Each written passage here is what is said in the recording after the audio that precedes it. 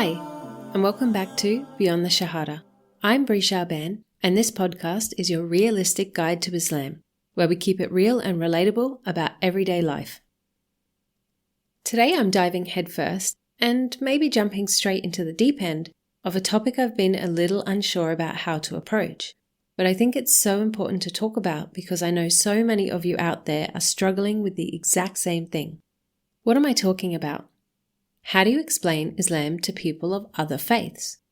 Or even non-believers, when it feels like their ears are completely closed off and they're more interested in attacking than listening?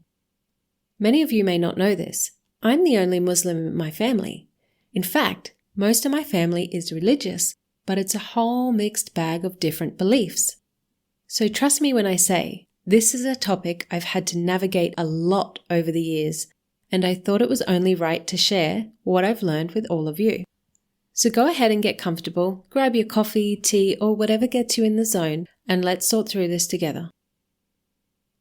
I feel like most of you listening have been in this exact same situation.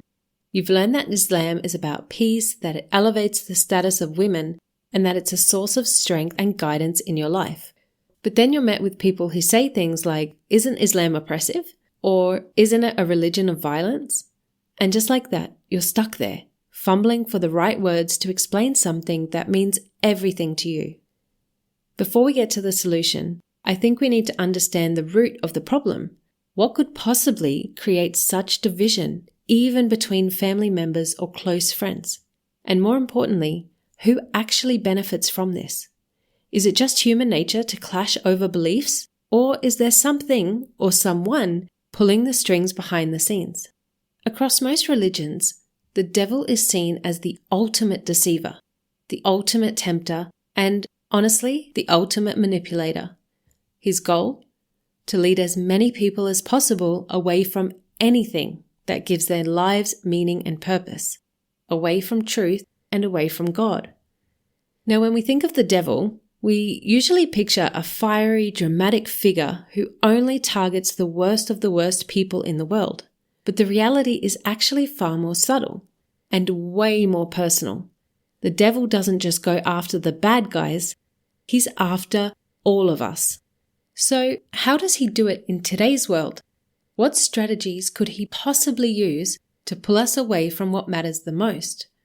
Let's break it down, because if we can understand the game, it can help us to navigate through it easier. What's step 1? Distraction.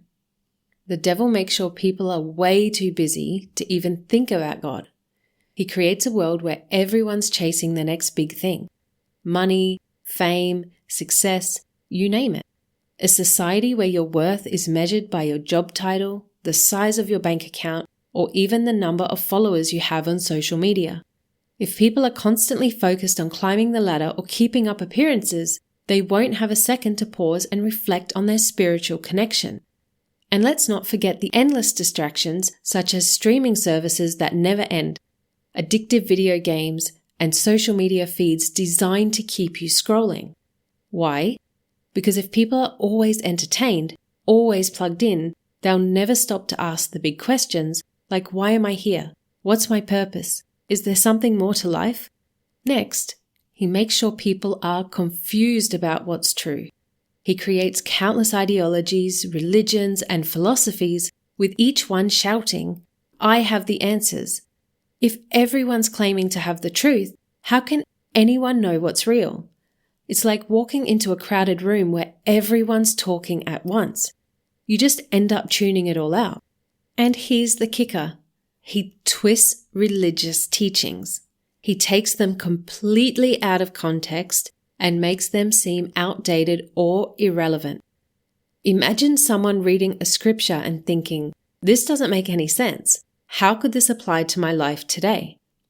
If he can make faith seem contradictory or illogical, people will start to doubt it. And doubt? That's the first step away from the truth. Here's another tactic the devil loves: convincing people that there's no such thing as an absolute truth. He whispers, you do you. What's right for you might not be right for someone else. If everyone gets to define their own morality, concepts like sin, accountability, and divine judgment start to lose their meaning. And let's not forget how he normalizes behaviors that go against religious teachings. He makes sin look harmless or even virtuous. Think about it. How many times have you seen something clearly wrong being glamorized or celebrated? That's not an accident. Then there's pride. The devil tells people, you don't need God. You're smart enough, strong enough, capable enough to handle life on your own. And when people start believing they're self-sufficient, they stop seeking guidance. He also glorifies rebellion. Breaking the rules becomes cool, edgy, and empowering. Why follow a path of discipline when you can be the hero of your own story by doing whatever you want? But it doesn't stop there. The devil sows division. He turns religious communities against each other, highlighting differences and fueling hatred. When people see faith groups fighting, they think, if this is what religion looks like, I want no part of it. And let's talk about politics and social issues. The devil uses these to create tension, making religion seem like a source of conflict rather than peace. If faith becomes synonymous with division, people will naturally start to distance themselves from it. Now let's bring this full circle. If the devil's tactics are at the root of so much misunderstanding and division, how do we respond to those who criticize Islam, whether it's about violence, oppression, or anything else? First, remember this. People aren't always attacking Islam because they hate it. Often, they're just repeating what they've been told, whether it's from the media, their upbringing, or the devil's whispers. So approach these conversations with empathy, not defensiveness. When someone says, "Isn't Islam oppressive?" or "Isn't it a religion of violence?" take a deep breath and respond with kindness. You might say something like, "I understand why you'd think that, especially with what's shown in the media. But Islam actually teaches peace, justice, and the elevation of women. Let me share what it means to me." If you're comfortable, share your personal story. Talk about how Islam has brought peace and purpose to your life.